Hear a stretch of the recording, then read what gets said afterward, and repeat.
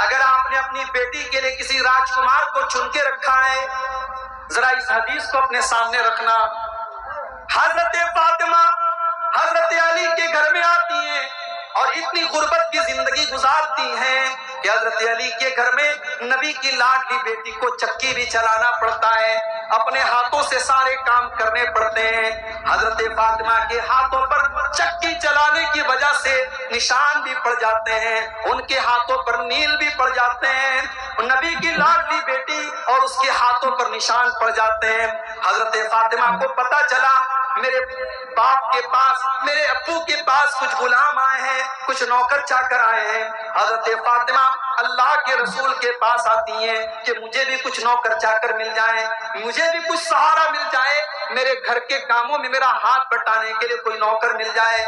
جب حضرت فاطمہ آتی ہیں، بخاری کے الفاظ ہیں، اللہ کے نبی سے ملاقات نہیں ہوتی، اللہ کے نبی سے ملاقات نہیں ہوتی، تو حضرت فاطمہ واپس چلی جاتی ہیں اور حضرت عائشہ سے کہتی ہیں کہ میرے ابا جان آئے تو ان کو یہ پیغام پہنچا دیجیے گا کہ آپ کی بیٹی آئی تھی اور آپ کی بیٹی کو ایک غلام کی ضرورت ہے، آپ کی بیٹی اکیلی کام کرتے کرتے تھک جاتی ہے، اس کے ہاتھوں میں نشان پڑ گئے ہیں، آپ کی بیٹی کو ایک غلام کی ضرورت ہے۔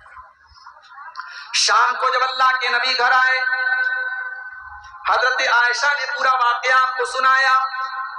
بخاری کے الفاظ، اللہ کے نبی اسی وقت اپنی بیٹی کے گھر پہنچے، بیٹی کے گھر پہنچے، بیٹی اور داماد اپنے بستر پہ سونے کی تیاری کر رہے تھے۔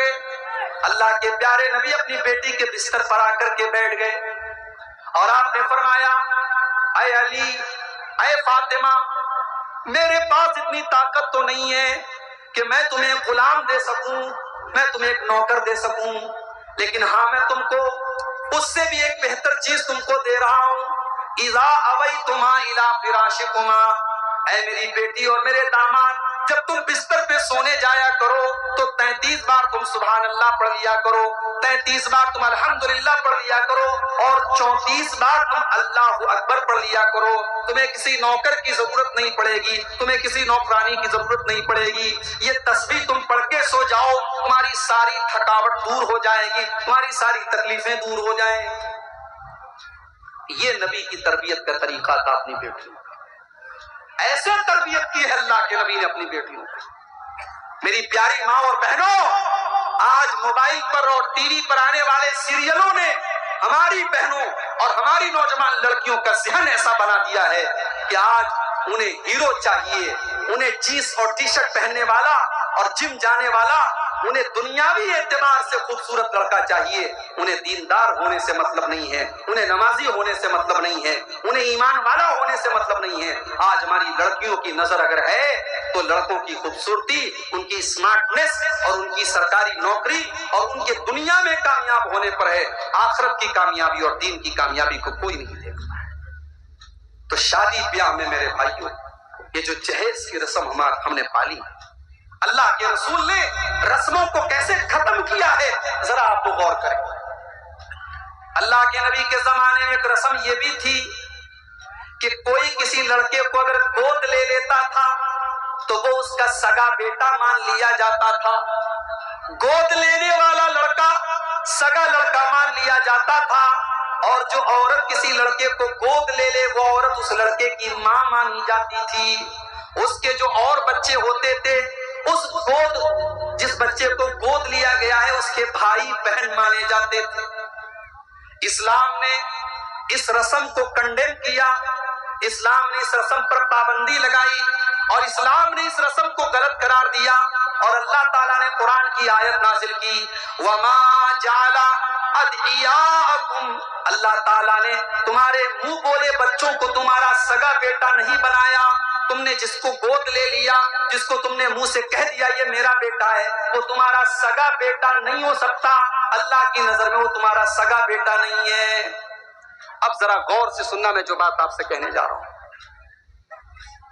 اللہ کے نبی نے حضرت زید رضی اللہ تعالیٰ عنہ کو اپنا منہ بولا بیٹا بنا دیا۔ یہ حضرت زید کون تھے؟ یہ بیچارے اچھے خاندان کے تھے، لیکن ڈاکوؤں نے ان کو بچپن میں کڈنیپ کر کے ان کو غلام بنا کے بیچ دیا۔ اب حضرت زید غلام بن کر کے مکہ میں بک رہے تھے. حضرت خدیجہ رضی اللہ تعالیٰ عنہ کے چچا زاد بھائی تھے حضرت حکیم بن حزام، انہوں نے خرید لیا حضرت زید کو اور پھر حضرت خدیجہ کو انہوں نے دے دیا. پھر حضرت خدیجہ کی شادی جب اللہ کے رسول کے ساتھ ہوئی تو حضرت خدیجہ نے حضرت زید کو اللہ کے رسول کی خدمت میں دے دیا.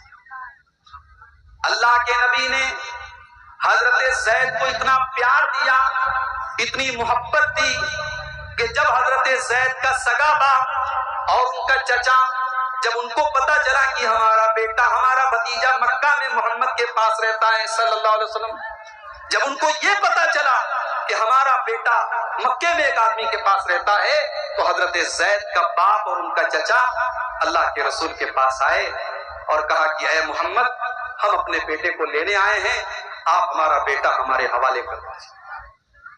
اللہ کے رسول نے کہا ٹھیک ہے، اچھی بات ہے، آپ زید سے پوچھ لیجئے، اگر وہ آپ کے ساتھ جانے کو تیار ہے آپ شوق سے لے کے چلے جائیں.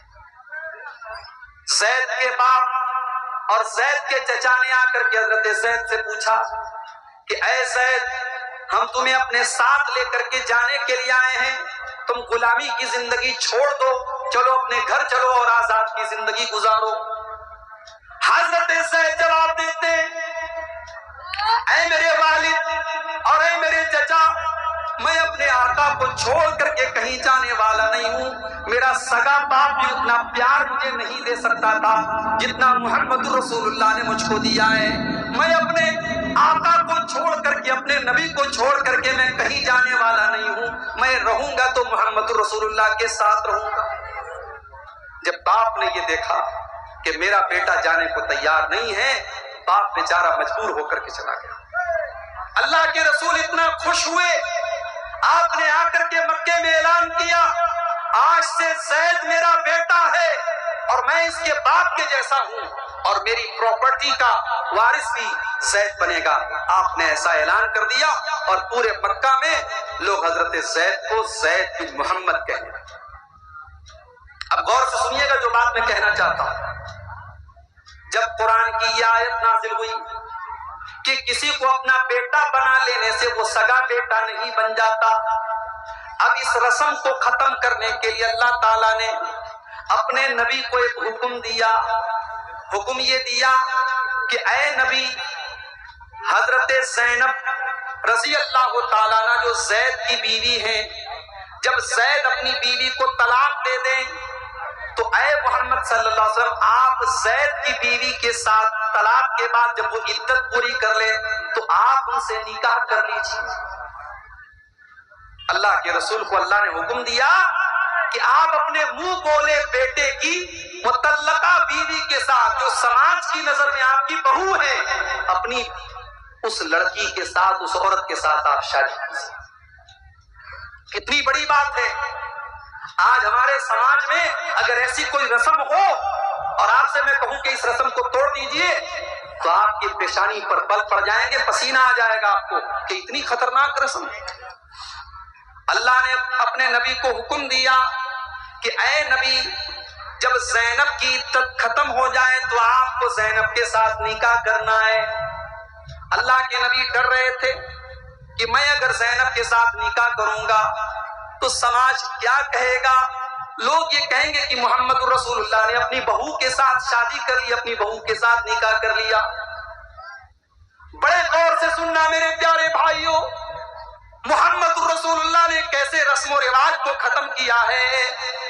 اللہ کے نبی صلی اللہ علیہ وسلم نے حضرت زینب کے ساتھ جب نکاح کیا پورے مکہ میں اعتراض ہونے لگا. لوگ کہنے لگے محمد رسول اللہ نے اپنی بہو کے ساتھ شادی کر لی. لوگ کہنے لگے سارے مسلمانوں کو 4 شادی کرنے کی اجازت ہے، محمد صلی اللہ علیہ وسلم نے 5ویں شادی کر لی. لوگ کہنے لگے انہوں نے دوسروں کے لیے الگ قانون بنایا اور اپنے لیے الگ قانون بنایا. اب اللہ نے قرآن کی آیت نازل کی سورہ احزاب، ما کان محمد ابا احد من رجالکم ولکن رسول اللہ. او لوگو، تم میرے نبی پر الزام لگاتے ہو کہ میرے نبی نے اپنی بہو سے شادی کر لی، جبکہ میرے نبی کی اولاد میں کوئی لڑکا نہیں ہے، میرے نبی کسی لڑکے کے باپ نہیں ہے، میرے نبی کی اولاد میں کوئی مرد نہیں ہے۔ آپ کے لڑکے ہوئے 3 لڑکے ہوئے، لیکن تینوں لڑکوں کا انتقال بچپن میں ہو گیا۔ آپ کا کوئی بیٹا جوان نہیں ہوا، مرد نہیں ہوا۔ تو اللہ نے کہا کہ محمد صلی اللہ علیہ وسلم جب کسی مرد کے باپ نہیں ہے، ان کی اولاد میں کوئی مرد نہیں ہے، تو پھر ان کی بہو کہاں سے آ گئی؟ لہذا تمہارا یہ اعتراض غلط ہے کہ انہوں نے اپنی بہو کے ساتھ نکاح کر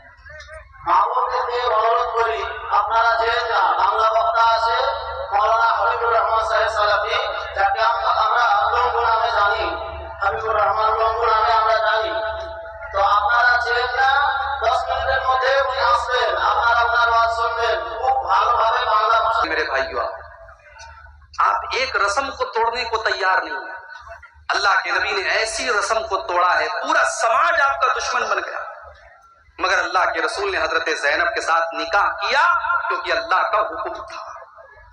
میرے بھائیو، آپ اگر اپنے آپ کو اہل حدیث مانتے ہیں، قرآن و حدیث پر چلنے والا کہتے ہیں، تو رسم و رواج کی ان بیڑیوں کو ختم کرو اور شادی بیاہ کو آسان کرو۔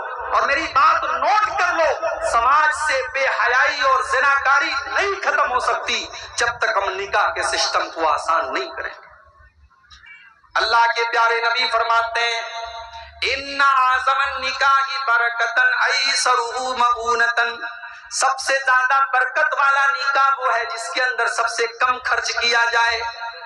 اللہ کے نبی فرماتے ہیں، اذا خطب الیکم ممن ترضون دینہ وخلقہ فزوجوہ، جب تمہارے لڑکا یا لڑکی کے لیے کوئی اچھا رشتہ آ جائے، کوئی دیندار رشتہ آ جائے، تو تم شادی کرنے میں دیر نہ کرو۔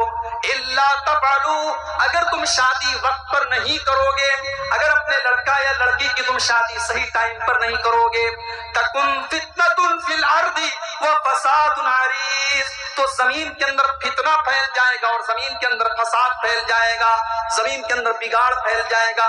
آج بگاڑ پھیل چکا ہے، اور آج آپ دیکھیں کہ کون سا مسلمانوں کا گاؤں ایسا ہے اور کون سا مسلمانوں کا شہر ایسا ہے جہاں مسلمان نوجوان، چاہے وہ لڑکے ہوں چاہے وہ لڑکیاں ہوں، وہ بدکاری کی غلط عادت میں نہ مبتلا ہوں۔ آج ہمارے گھروں تک بدکاری پہنچ چکی ہے میرے بھائیوں، ہمارے گاؤں اور ہمارے دیہاتوں میں برائی پہنچ چکی ہے۔ ہم جب تک نکاح کو آسان نہیں کریں گے، برائی ختم نہیں ہو سکتی۔ ہمارے نبی ہمارے لیے نمونہ ہیں، اور نمونہ آپ ہر اعتبار سے۔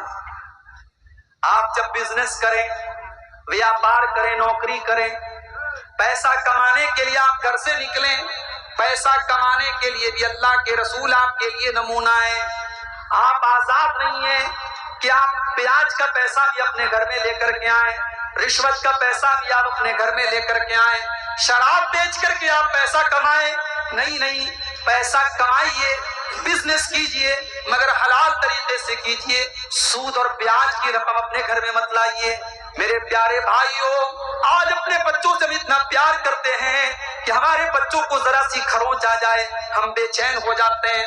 ہمارا بیٹا بائک سے جا رہا ہے، ہماری بیٹی گھر سے جا رہی ہے، بیٹے کو چوٹ آ جائے تو باپ بے چین ہو جاتا ہے، بیٹی کو کھروچ آ جائے تو ماں بے چین ہو جاتی ہے۔ میرے پیارے بھائیوں، اپنے بیٹے اور بیٹیوں سے اتنا پیار کرتے ہو اور اسی بیٹے کو اسی بیٹی کو حرام کمائی لا کر کے کھلاتے ہو، اپنے بچوں کی پرورش حرام پیسے سے کرتے ہو۔ کیا آپ نے اللہ کے رسول کی وہ حدیث نہیں سنی؟ ما یربو لحم من صوت، جس بدن کی پرورش حرام کمائی سے کی جائے، جس بدن کے اندر حرام پیسہ چلا جائے، فالنار اولا بہی، وہ بدن جہنم کی آگ میں ڈالا جائے گا۔ آپ اپنے بیٹے اور بیٹی کو دنیا کی آگ میں جلتا ہوا نہیں دیکھ سکتے۔ میرے بھائیوں، جہنم کی آگ میں اپنے بچوں کو کیسے آپ جلتا ہوا دیکھ سکتے ہو؟ سود سے اپنے آپ کو بچاؤ میرے بھائی، حرام کمائی سے اپنے آپ کو بچاؤ۔ یاد رکھو، کل قیامت کے دن ہم سے سوال کیا جائے گا کہ ہم نے پیسہ کہاں سے کمایا اور کیسے کمایا۔ اور یہ قیامت کی نشانی بھی اللہ کے رسول صلی اللہ علیہ وسلم نے بتائی ہے کہ یاتی علی الناس زمان لا یبالی المرء من این اخذ المال، کہ ایک ایسا دور بھی آئے گا جب لوگ پرواہ نہیں کریں گے کہ پیسہ حلال طریقے سے کما رہے ہیں یا حرام طریقے سے کما رہے ہیں۔ مجھے لوگوں نے بتایا کہ اس علاقے میں سود کا رواج بھی بہت تیزی سے بڑھ رہا ہے. لوگ سود کی رقم کھا رہے ہیں اور اس کو سود سمجھ بھی نہیں رہے ہیں. میرے بھائیوں، سود سود ہے، بیاج بیاج ہے. ہم اس کا نام بدل کر کے انٹرسٹ رکھ دیں، ہم اس کا نام بدل کر کے کچھ اور رکھ دیں، لیکن بیاج بیاج رہے گا، شراب شراب ہی رہے گی، زنا زنا ہی رہے گا. نام بدل دینے سے کوئی حرام چیز حلال نہیں ہو جاتی. تو اللہ نے فرمایا لقد کان لکم فی رسول اللہ اسوۃ حسنہ، تمہارے لیے اللہ کے رسول کی زندگی بہترین نمونہ ہے. ہمیں اور آپ کو آج اس پہلو پر غور کرنے کی ضرورت ہے کہ ہمارے نبی کیا صرف نماز میں ہمارے لیے نمونہ ہے؟ کیا صرف روزہ میں ہمارے لیے نمونہ ہے؟ جی نہیں، ہمارے رسول اکرم صلی اللہ علیہ وسلم زندگی کے تمام معاملات میں ہمارے لیے